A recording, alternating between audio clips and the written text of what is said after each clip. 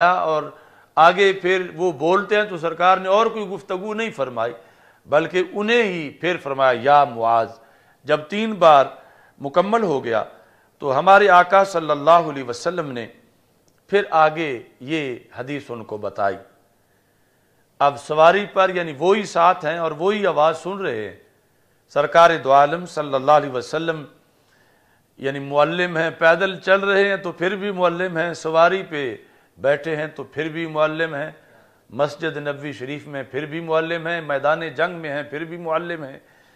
تو سرکار نے فرمایا ما من احد یشہد اللہ الہ الا اللہ وان محمد الرسول اللہ صلی اللہ علیہ وسلم صدقا من قلبہ الا حرمہ اللہ علی النار۔ جس بندے نے بھی صدق کے دل سے میرا کلمہ پڑھ لیا وہ جنتی ہے۔ جس بندے نے بھی صدق کے دل سے میرا کلمہ پڑھ لیا اللہ نے اس پر آگ کو حرام کر دیا۔ تو حضرت معاذ بن جبل رضی اللہ تعالی عنہ نے کہا یا رسول اللہ صلی اللہ علیہ وسلم افلا اخبر بہ الناس، کیا یہ میں دوسرے لوگوں کو بھی نہ بتا دوں جا کے؟ فیستبشروا، وہ بھی خوش ہو جائیں۔ یعنی بڑی قسمت ہے ہماری کہ ہم نے کلمہ پڑھا ہے اور جو کلمہ پڑھتا ہے وہ جنتی ہوتا ہے، تو میں سب کو ہی بتا دوں تاکہ سارے خوش ہو جائیں۔ جو آپ نے مجھے بتایا ہے میں ان کو بھی بتاؤں۔ تو رسول اکرم صلی اللہ علیہ وسلم نے فرمایا نہیں، اوروں کو نہ بتاؤ، اذن یتکلوا، پھر وہ تقیہ کر جائیں گے۔ یعنی تجھے تو میں نے بتا دیا کہ تمہارا معیار یہ ہے کہ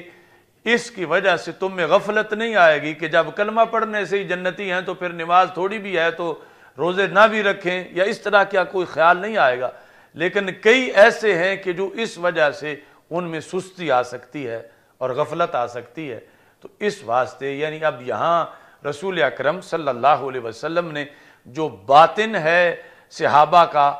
اس وقت جو کلمہ پڑھ چکے ہیں کہ کس کو کس طرح کی ڈوز دینی ہے اور کس صورتحال میں کون ہضم کر سکتا ہے یا کون حکمت پوری سمجھ سکتا ہے یا کس کو اسی بات سے نقصان ہو سکتا ہے، تو رسول اکرم صلی اللہ علیہ وسلم اس بنیاد پر یعنی بعض کو بعض اخبار کے ساتھ علوم کے ساتھ خاص بھی فرماتے تھے۔ تو یعنی یہ ساری چیزیں بیان کرنے کا مقصد یہ ہے کہ آج کا معلم، آج کا مدرس، اس کے لیے بھی یہاں یعنی ہر مقام میں ایک روشنی موجود ہے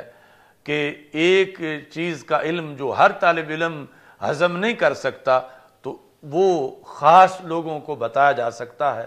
لیکن یہ ضروری ہے کہ کوئی ویسے کسی کے ساتھ دشمنی نہ ہو کہ فلاں کو نہ پتہ چلے اور فلاں کو پتہ چلے، وہ تو پھر ظلم قرار پائے گا۔ لیکن جو حکمت جس طرح رسول پاک صلی اللہ علیہ وسلم نے فرمایا، اس میں اب یہ سوال پیدا ہوتا ہے کہ پھر آگے اب ہمیں کیسے پتہ چلا جب سرکار صلی اللہ علیہ وسلم نے منع کر دیا تھا حضرت معاذ بن جبل کو کہ بتانے کسی کو نہیں، تو پھر یہ ہم تک بات کیسے پہنچی؟ تو حضرت معاذ بن جبل رضی اللہ تعالی عنہ سے جو روایت کرنے والے حضرت انس بن مالک رضی اللہ تعالی عنہ ہیں، وہ کہتے ہیں کہ اخبر بہا معاذ عند موتہ تعصما، کہ حضرت معاذ بن جبل رضی اللہ تعالیٰ عنہ نے ساری زندگی تو کسی کو نہیں بتایا، لیکن جب وصال کا وقت آیا تو پھر اس ڈر سے کہ کہیں دین کا یہ حصہ میں ساتھ لے کے ہی دفن نہ ہو جاؤں تو پھر گناہ ہوگا کہ دین چھپایا، تو اس بنیاد پر انہوں نے پھر آخری وقت جو ہے یہ بات دے دی۔ اور اس میں پھر یہ کہ پڑھانے والے آگے جب پڑھائیں تو یہ بتائیں کہ یہ کلمہ جو ہے اس کی وجہ سے جنت ملتی ہے، لیکن مطلب جو ہے وہ اس کا یہ ہے جس طرح کہ رسول پاک صلی اللہ علیہ وسلم نے ارشاد فرمایا من قال لا الہ الا اللہ داخل الجنہ، کہ جس نے لا الہ الا اللہ محمد الرسول اللہ صلی اللہ علیہ وسلم پڑھا وہ جنتی ہے۔ تو حضرت ابو ذر غفاری رضی اللہ تعالیٰ عنہ نے کہا وَإِن زَنَا وَإِن سَرَقَ، اگرچہ کلمہ پڑھنے کے بعد وہ زانی بھی ہو چور بھی ہو تو پھر بھی جنتی ہے۔ تو ہمارے آقا صلی اللہ علیہ وسلم نے فرمایا وَإِن زَنَا وَإِن سَرَقَ، اگرچہ وہ زنا کرے چوری کرے وہ جنتی ہے۔ تو تیسری وہ پھر پوچھ رہے تھے یعنی عجیب لگ رہا تھا حضرت ابو ذر غفاری رضی اللہ تعالیٰ عنہ کو کہ اتنا بڑا جرم بھی کرے اور پھر جنتی بھی ہو.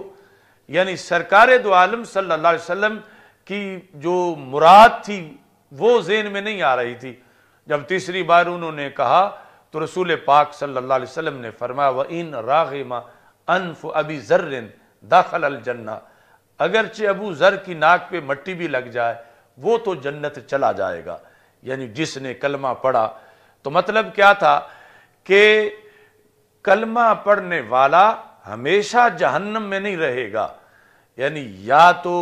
رب چاہے تو گناہوں کی سزا کے بغیر اسے جنت میں بھیج دے، اللہ کو کوئی روک نہیں سکتا، یا پھر کوئی سفارش اس کی کرے سرکار دو عالم صلی اللہ علیہ وسلم اور پھر رب ذوالجلال اس کو سزا دیے بغیر جنت بھیج دے، یا پھر کچھ بھی نہ ہو وہ جہنم میں اپنے گناہوں کی سزا لے کر ستھرا ہو کر پھر بھی یقیناً جنت میں چلا جائے گا. یعنی بالآخر وہ جنتی ہے جس نے کلمہ پڑھ لیا. تو ایسے ہی یعنی اس حدیث کا بھی مطلب ہے، مگر جو آہستہ آہستہ یعنی رائپ وزڈم کی طرف امت جا رہی تھی تو اس بنیاد پر سرکار نے فرمایا کہ آپ جس طرح اس کو سمجھ لو گے ہر ایک اس طرح ابھی نہیں سمجھے گا. تو انہوں نے پھر ساری زندگی تو اس پہ پہرا دیا، کسی کو نہیں بتایا، اور پھر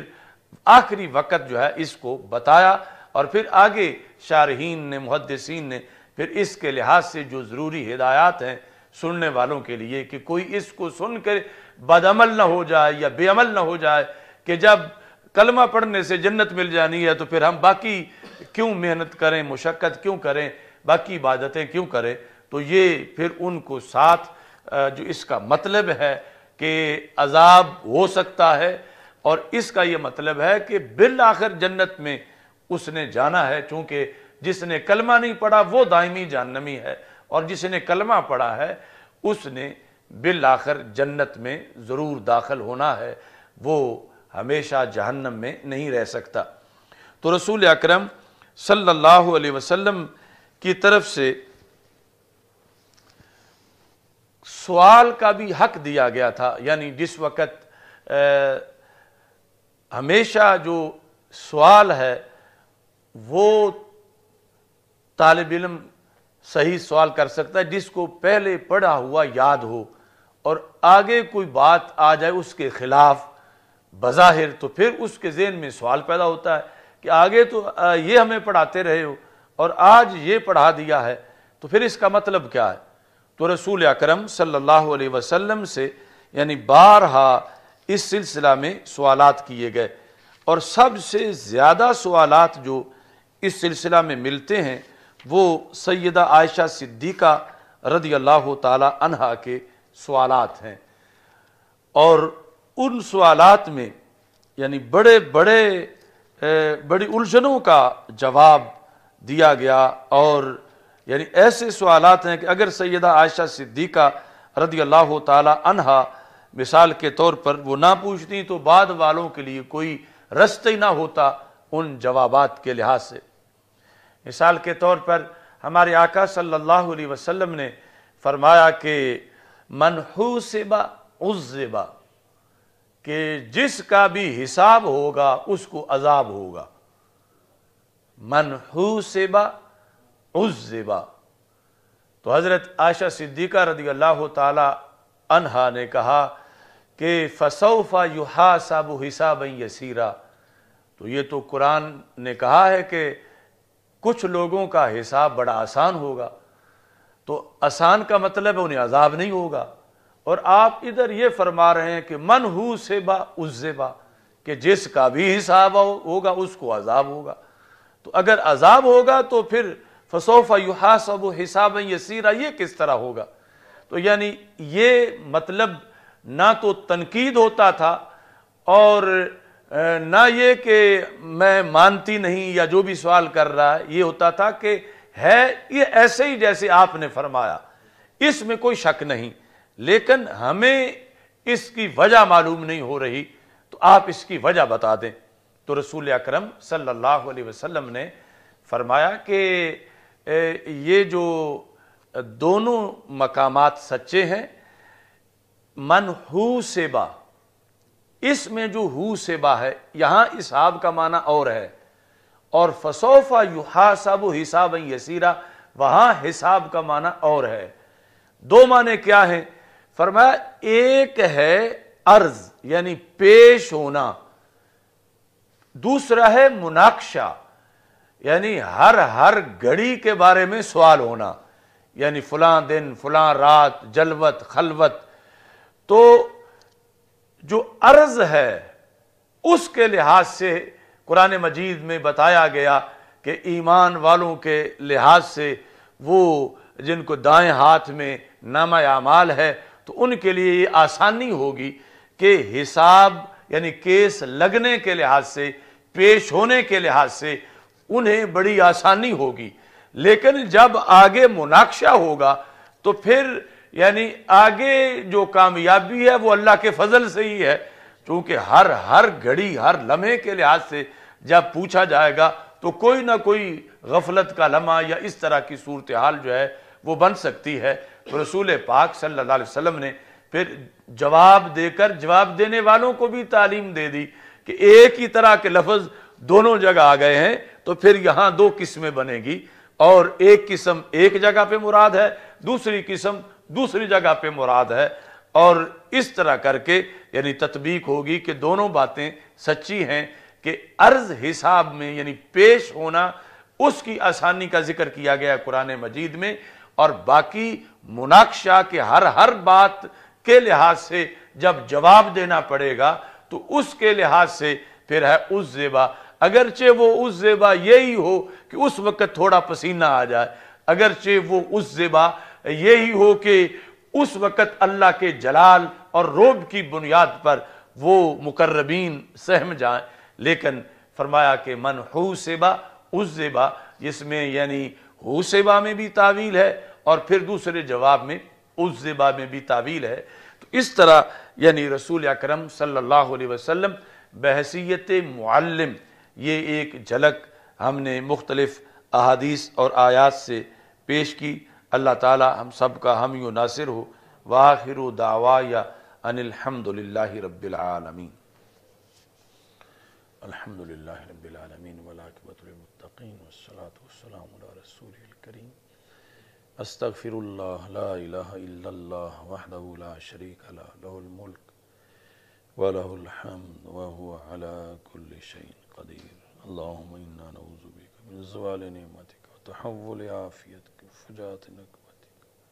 وجميع سخطك، أذهب الباس رب الناس اشف أنت شافي شفاء الله، وصلى الله تعالى